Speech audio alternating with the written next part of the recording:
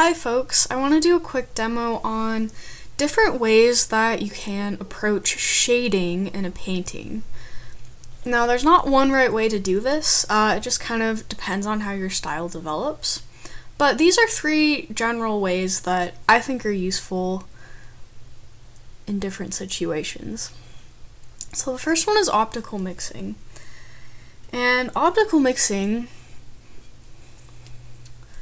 essentially involves swaths of color near to one another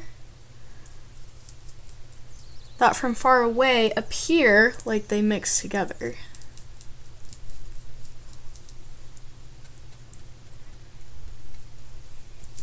So for example, here I've gone from black to a dark gray. And then from there I will go to a slightly lighter gray. Oops.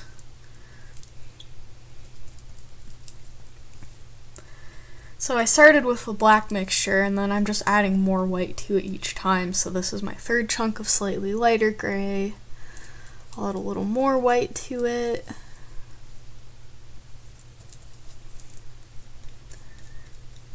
Lighter once again. And each time I'm adding, it's not a lot of paint, so I'm adding just a few drops of white, maybe 4 to 5 drops of white into it. And with optical mixing, you can go fairly gradual with it, or you can go more sudden.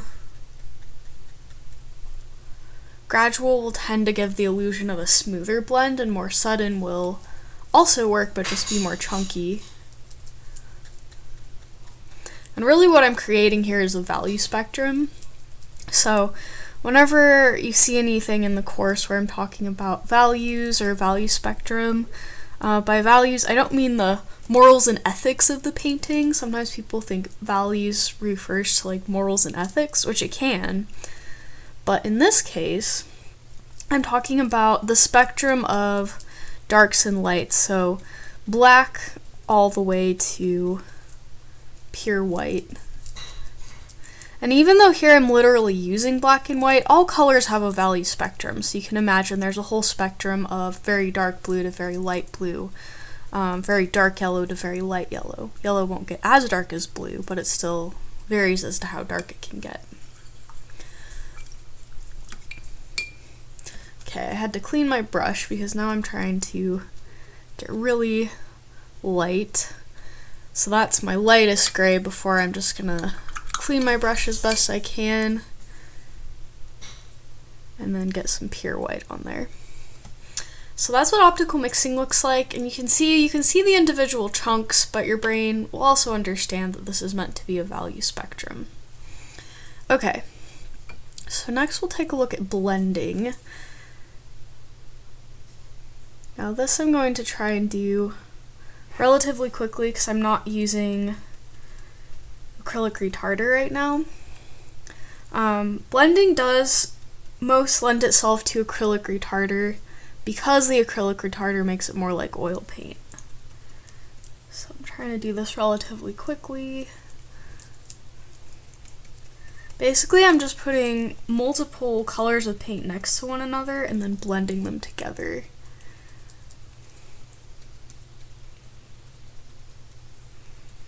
And I just have to do it fast enough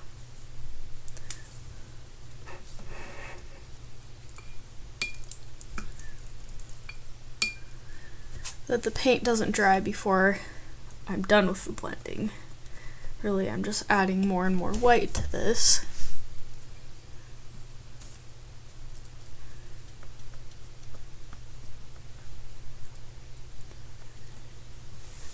Until it starts to look something like that.